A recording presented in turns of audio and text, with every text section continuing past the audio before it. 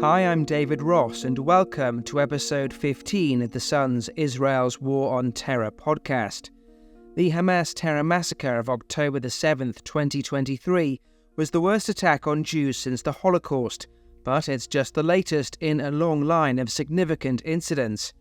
What can the lessons of the past teach us in terms of how to deal with the present? On June 27, 1976, Air France Flight 139 left Tel Aviv for Paris, carrying 246 mainly Jewish and Israeli passengers. The plane made a stop in Athens, where it picked up another 58 people. Shortly after takeoff, it was hijacked, and the flight was diverted first to Libya and then Entebbe Airport in Uganda. After a tense few days, Israel launched an audacious and ultimately successful rescue operation that is considered today to be one of the greatest counter-terror operations of all time. Penny Davidson was one of the hostages. He was just 13 at the time. Tell me what you remember about how the 27th of June 1976 unfolded. Well, it started great. We drove in the morning to Ben Gurion Airport. Both my parents, mother and father, who are currently 89, God bless them, and my older brother Ron to the airport. For Ron and for me, it was the first time actually to fly outside of Israel. I was 13, my brother was 17 at the time. We were supposed to board an Air France flight flying to Paris and then exchange planes and continue with the flight to New York and then rent a car and for a whole month spend a coast-to-coast trip in the U.S. That was bar mitzvah present for myself, and prior to joining the army, present for my older brother Ron. We didn't know about the layover in Athens. Nevertheless, we landed in Athens, and there was like a 30 minutes or an hour break. And I remember that my father and my brother and myself stepped out to the steps on the back door, taking a look on beautiful Athens. I remember I was trying to locate the Acropolis. And then after half an hour or so, they called us back. We sat in 4 middle seats, roughly towards the back of the airplane, the end of the airplane galley. And several minutes after takeoff, we heard a high-pitched shrill or yell from the front, from the business class. My mother immediately looked at my father, put a hand on his knee, and said, "We're being hijacked." My father told her, "Listen, Sarah, you're afraid of flights and everything, so probably somebody doesn't feel well, and it will sort out in a few minutes." But regretfully, she was right.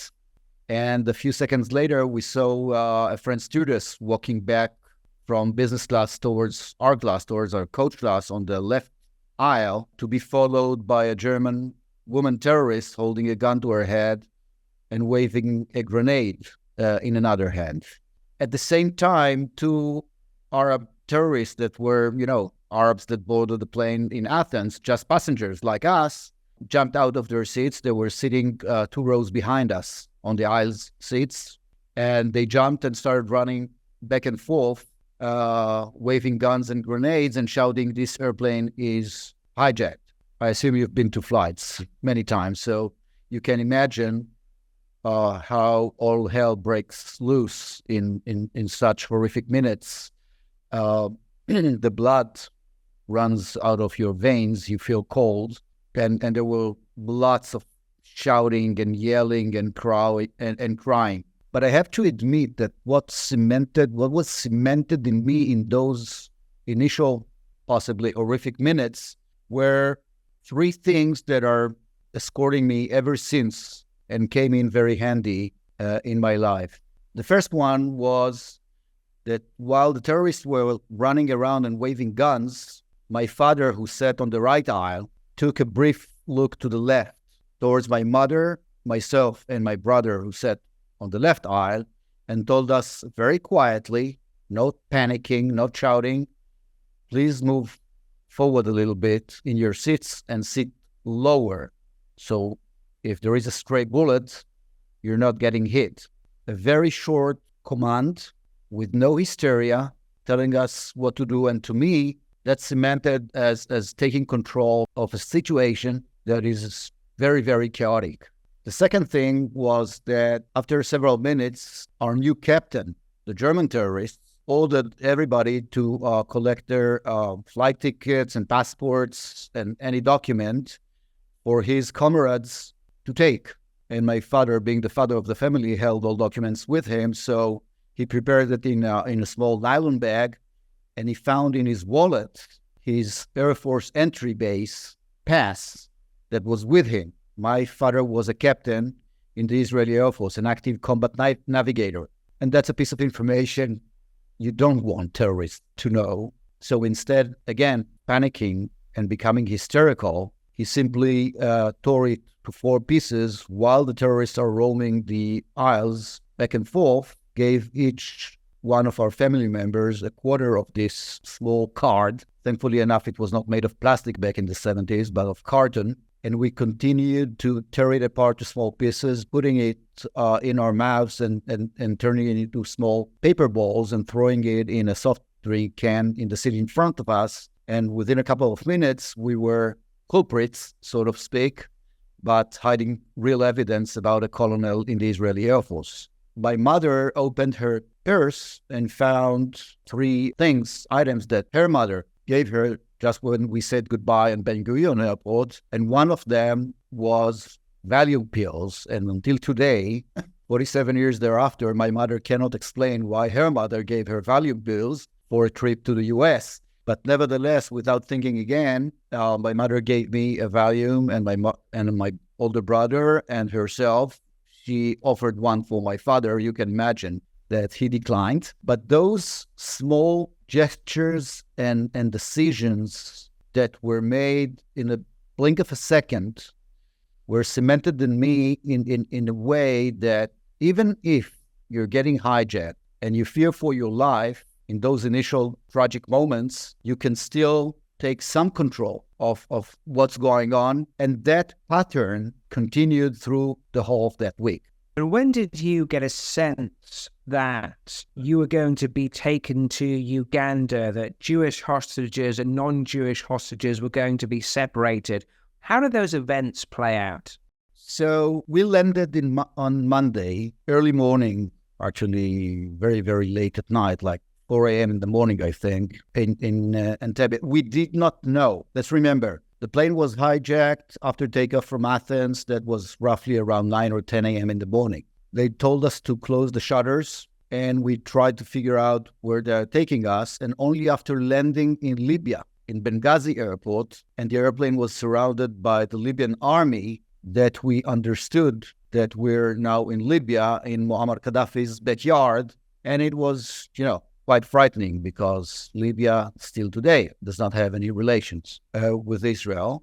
Then after an hour or so, we took off again, and I'm jumping the parts that you need to go to the bathroom, and you have a terrorist escorting you from your seat to the toilet with the gun in the back of your head, waiting for you outside, and then escorting you back to your seat. So there were lots of horrors during that flight, but we did not know that we're in Benghazi, only after landing.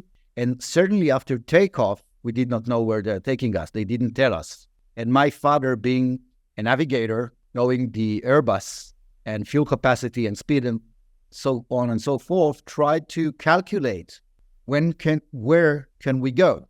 I can tell you that he forecasted even going to China, but no one estimated or forecasted that we're going to Middle Africa, to Uganda, and to Entebbe. We landed there on Monday early morning with the shutters closed. And then after a couple of hours, and remember, we're sitting in that same airplane from Sunday morning. So more than 24 hours, we're sitting within the airplane. They allowed us to open the shutters, and then we saw the old terminal of Entebbe. And us Israelis, we're always optimistic. So we had a relief. We said, okay. They brought us here to Uganda, and we remember that Idi Amin and the government of Israel had good relations in the 60s, and probably there is some kind of a deal in the making, and we will disembark, and we'll get some couple of biscuits and juices, and we will be sent off. We were wrong. because when we started disembarking the airplane, we were walked between two rows of Ugandan soldiers armed head to toe, and that was not an honor guard.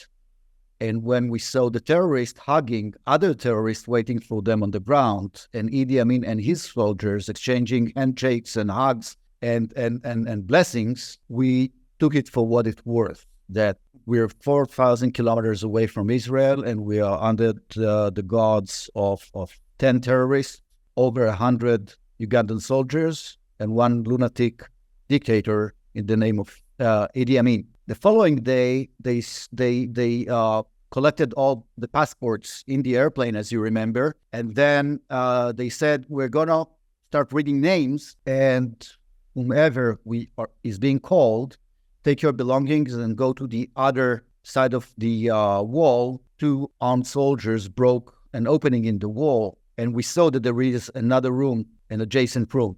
Again, being optimistic, because we're 250 passengers and crew in a very crowded and filthy old terminal, we thought that they're making our lives a little easier by, sending some of us, offloading the congestion, so to speak, to the other room. By the third name, we understood. Just looking, and I was 13, so I knew all about the Holocaust. Just looking at my parents, at the other adults' faces, we knew that a selection is being made again, and we're in 1976, 30-odd some years after 1944, and another selection is being made, and the selection is being made by German terrorists, two German terrorists. The Arabs did not call the name, nor the Ugandans. Only the female and male terrorists, German terrorists, called the names, and it was quite a shock for the Israelis, and even those who resemble to some extent Jewish people were selected to move to the other side. But, those are very hard moments. But at the same time, like in the airplane, also on the ground, my parents enacted, me and Ron, as the same as the other parents of the children of Entebbe, with routines on an hourly basis, like building the library or playing backgammon or chess or reading books or talking or whatever.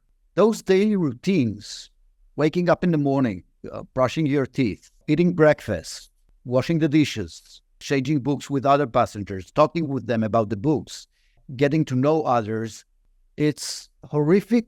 The situation is horrific. But, and let's remember, we're not in the tunnels of Hamas, and I'm sure we'll get to that later, but the situation is unimaginable on one hand, and our parents enacted us in such a routine daily chores way that made it, so to speak, possible or possible. And I think that attributed a lot to my ability to survive that, mainly mentally, and not getting scarred or traumatized. What did you imagine was going on the ground in Israel? What was you and your family's knowledge of how the Mossad and the IDF and those kind of organizations operate in this kind of situation? And how conscious were you? How much belief did you have that some kind of rescue attempt would be made? Let's remember, David, we're in 1976, back in the 70s. No satellites, no internet, no iPhones, no real intelligence, except for human intelligence. We didn't know anything about what's going on in Israel.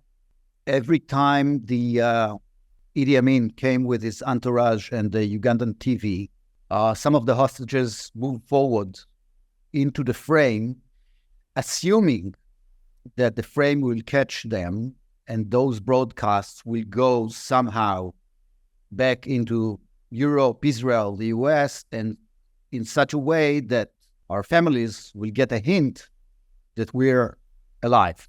Any estimation about a military operation was shut down immediately by my father, who knew the Air Force very well, and said, the Israeli Air Force does not have airplanes that can reach here and come back to Israel, and there is no refueling point nearby that can enable such an operation. Hence, no viable operation is possible.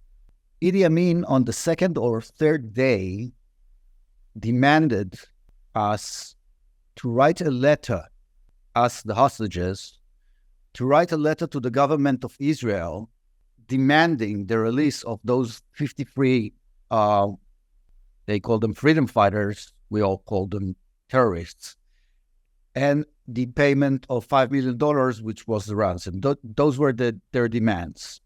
And I remember as a 13-year-old boy, a very harsh deliberation, even in shouts at some points, between the Israeli hostages, including my parents, whether it is right for us as hostages to make such a demand without knowing the whole picture and what's going on in Israel and worldwide. Eventually, the vote was yay and not nay, but both my parents voted against.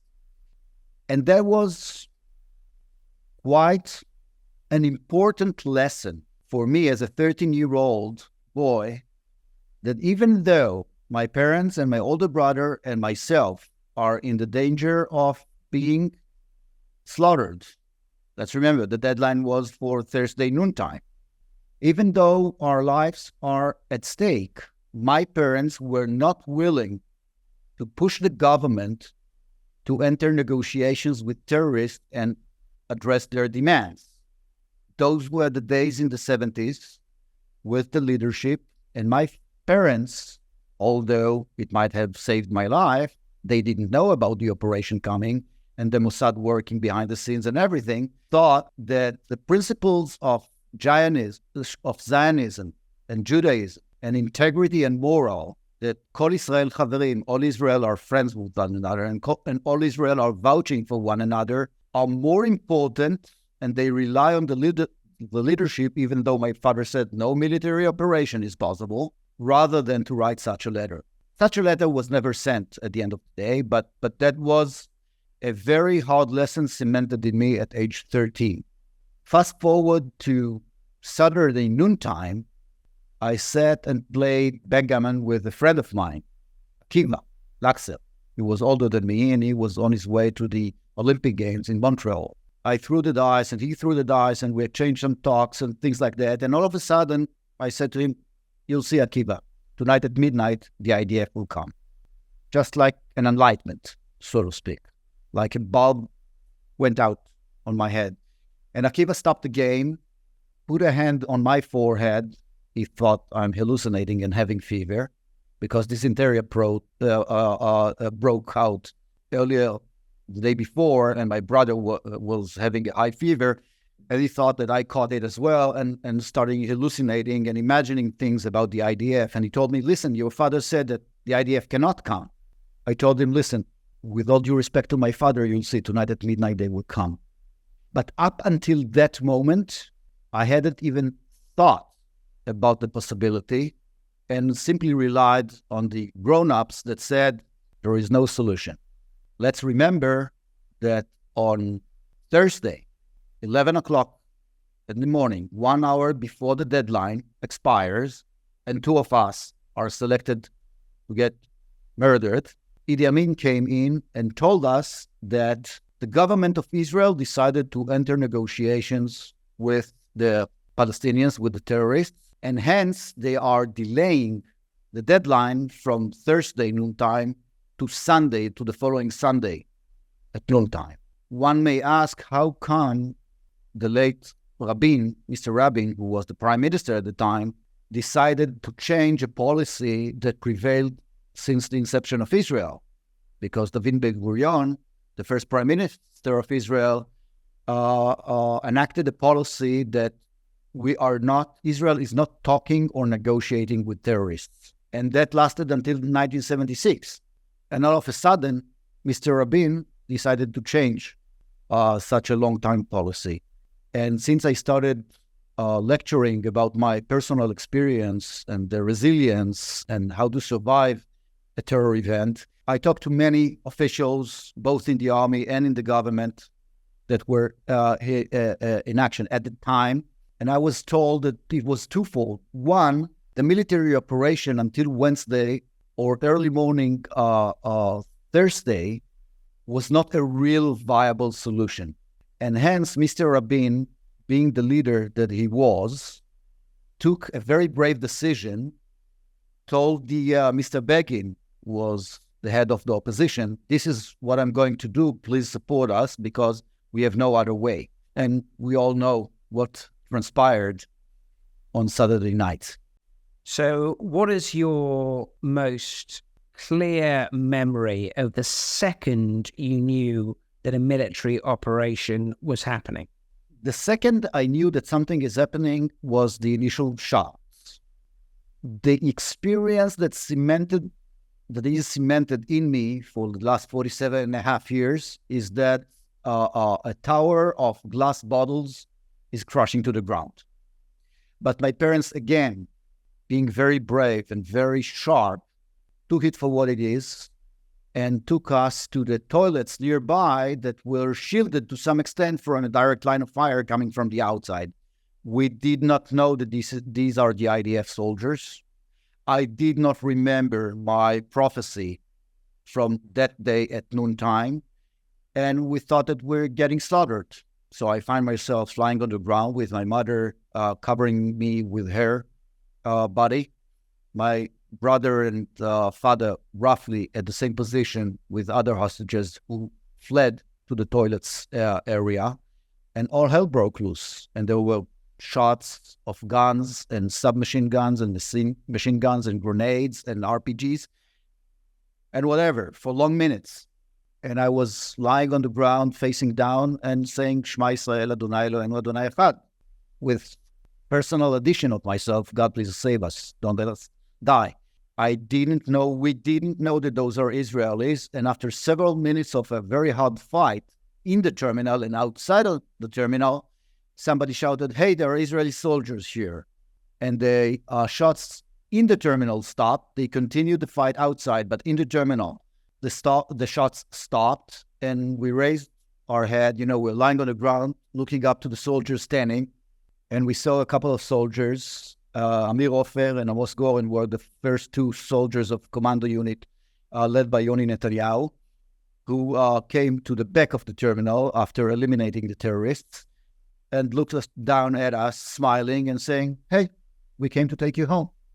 Take your belongings, go outside. Our soldiers are waiting for you, and we'll take you to an airplane that will fly you back home.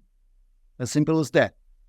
And there are many stories and anecdotes of during the fight and the fight that was outside of the tarmac while we ran into the Hercules and they blew up the MiGs. I can go for hours, but we don't have time for that. So how did you feel when you started to gain confidence that you were indeed safe, that you had been rescued? Immediately when we saw the soldiers, I was not shaking, I was not yelling, I was not crying. The whole four of us ran on the tarmac for like 500 or 600 meters with two Golani soldiers, one on the right, one on the left, escorting us until we saw the high tail in the dark night of Entebbe of the C-130. I don't know how, but I felt safe. Even when we landed in Nairobi and then my father, who actually... The captain of our Hercules was in the same squadron of his. So he came down when we landed in Nairobi and looked up my father and said, are you all okay? Is your family okay? So, there's such small circles that all Israelis know one another to some extent. So imagine that the captain of our C-130 who rescued us was a squad member of my father from the Israeli Air Force, and they met in Nairobi for the refueling. And my father was right, but he didn't know that the Mossad had an office in Kenya, in Nairobi, to enable such the ability to refuel the Hercules, the C-130s, and fly back to Israel. And again, the flight back to Israel was a very dangerous one. My father knew that it's a very, very long and very dangerous flight because we're flying near Yemen and near Saudi Arabia and near Egypt and near Ethiopia. All of them were fierce enemies of Israel. and he was standing near the small window on the side door of the C-130 where the paratroopers usually jump out. There is a small circle window. He was just looking for the whole of the flight. I sat with my mother and my brother, but I saw that he was standing. So at some point of time, when we got closer to Israel and daylight broke, I stood up and asked him, "What are you looking for?" He answered with one word: phantoms, F-4s. My father knew the risk of the flight, and he knew that as soon as we get closer enough to the state of Israel, the Israeli Air Force F-4s will escort us. And once we saw them, and I saw them with him, as soon as they sat on our wings, on our right and left, only then he was willing to sit down and be confident that, okay, they've got our tail, we're closer to the borders of Israel, and it's okay.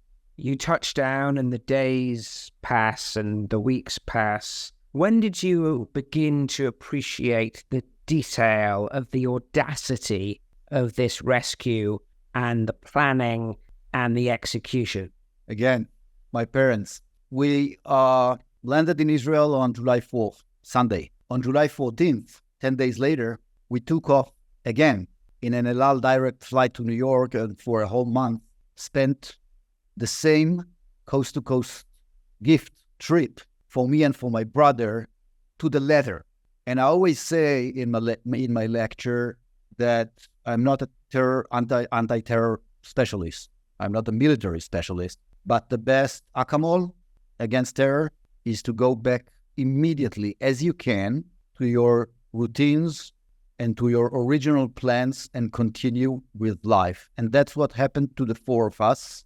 And of course, there are many parties and celebrations and ceremonies that we took part of, but I didn't dive into the details of the operation and the bravery and the skills of the IDF and the leadership of our brave leadership then, only after 40 years, when I started lecturing about my experience, I decided that it's not enough for me to bring the details from the terminal of Entebbe as a hostage, but I want to bring the other side, what happened in Israel during that time. So I learned each and every piece of information, and I'm quite knowledgeable about what happened in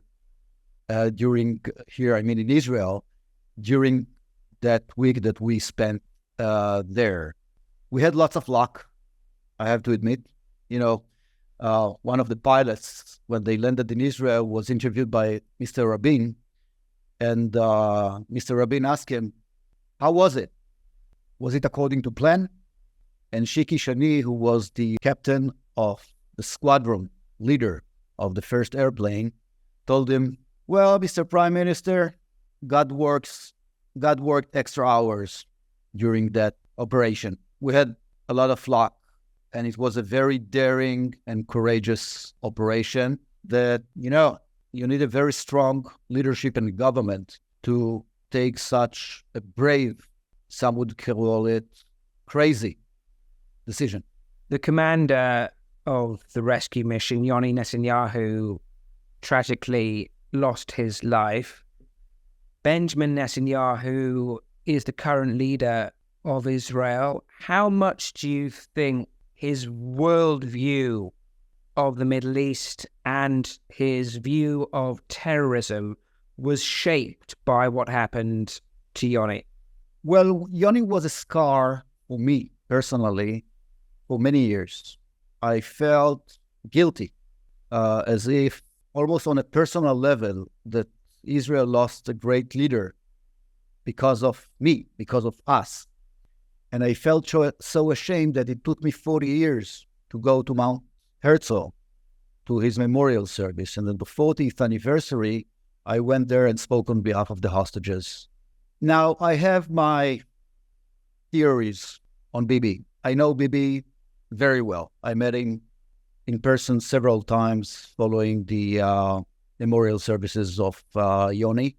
I know his father, his late father, Benjamin Netanyahu, who was a professor, a historical history professor. They were brought up in a very right I would say, wing home.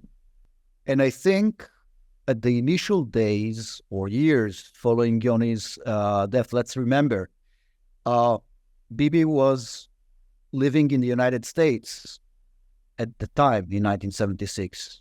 He left Israel. His name was Benjamin Netanyahu, and he was following a career in the United States. He didn't plan to come back to Israel. Following Yoni's death, he came back to Israel and joined politics. And I think that at the initial years, being an ambassador in the UN, he had been doing a very good job. Bibi is a great marketing guy, one of the experts. But if I need to allude to the days that we're having now, and I cannot regretfully escape, because following the Black Saturday, a lot have changed, both in Israel, both in the region, as well as worldwide.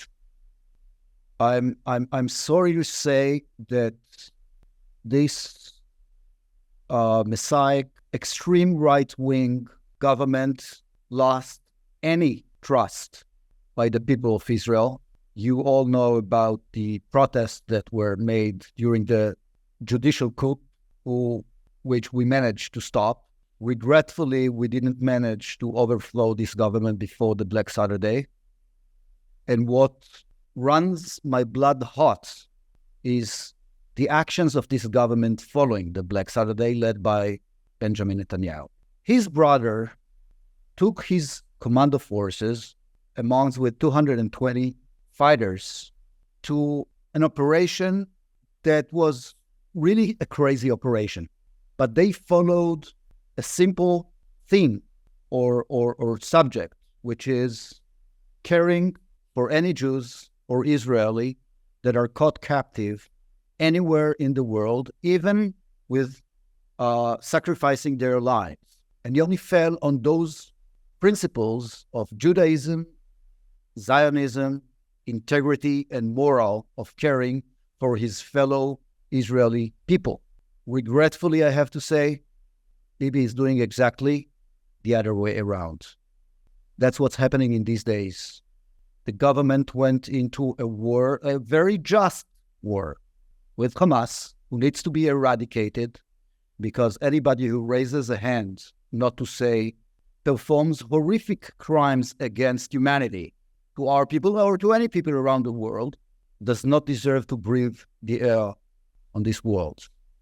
But we thought initially that our brave army could eliminate Hamas within a couple of months or so. That would be fine with me. But we're 3.5 months into this battle. We are reducing forces in Gaza. We are losing support from decent Western world, and simply because the government is not willing to discuss the day after, on one hand, and is not doing the utmost, ultimate, sacred task, and it's to save the 136 hostages. So we are in a deep crisis, not just in a military level, but we're in a deep crisis internally. And the crisis is not as it may be portrayed outside of Israel between right and left. This is simply not true. The people of Israel and the IDF are united. We are divided from the policymakers, from Bibi and his government. And that's why we need to replace them immediately. Otherwise, I do not foresee an exit plan that is viable, that will restore Israel's strength and ability to defend any future attacks. Such horrific Saturday needs to be answered very, very hard and very, very strong, but only after we save the hostages. And the talks within the government officials about conquering Gaza and resettling Gaza and kicking 2.5 million Palestinians to Egypt or Saudi Arabia or whatever that are mentioned in the Hague Court of Justice, they're quoting our ministers as talking nonsense, as sort of an affidavit or a testimonial to what Israel is aiming to do. The people of Israel does not support that. Yes, they won the elections in November, the year before the last, rightfully so, but they generated a government of lunatics who is driving Israel into the fall of the third house. As simple as that. So people can mask that with politics and right and left and religious and seculars and anti-Semite or not. But this is all fog to me and to many others.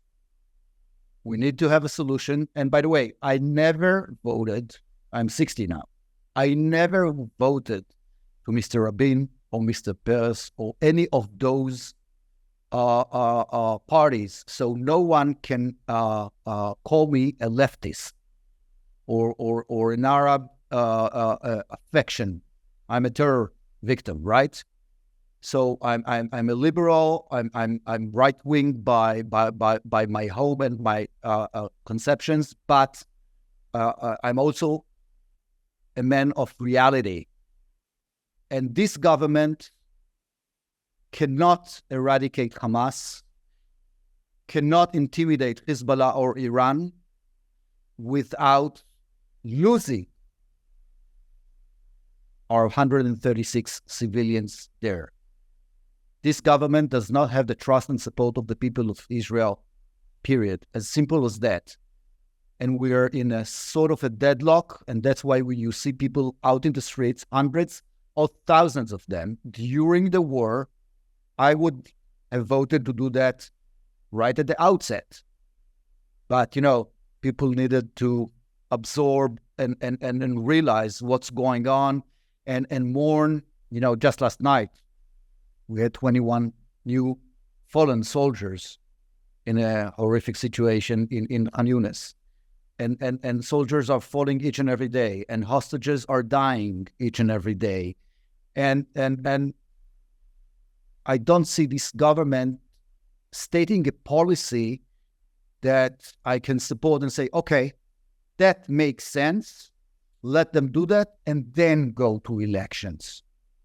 Because Bibi's current intention is to prolong the war as much as possible, simply because he knows that the minute the war ends, all hell will break loose in the streets of Israel, and he will be overthrown and not be elected ever. So whether it is from his vindication of Yoni's death or a psychological analysis of being a psychopath and a narcissistic person, I'm not saying that. Professor of psychiatry say that. I do not know. I'm not an expert. But the situation is grave as long as this government governs. And that's what takes me and my brother and hundreds of thousands of Israelis out. And it started roaming up or ramping up in the last month or so. And my prediction is that as soon as war subsides a little bit and some of the military were pulled out of Gaza, more people will go and the rage will increase. And, we're a democracy. But a democracy does not mean that an elected government can ruin the foundations of the democracy.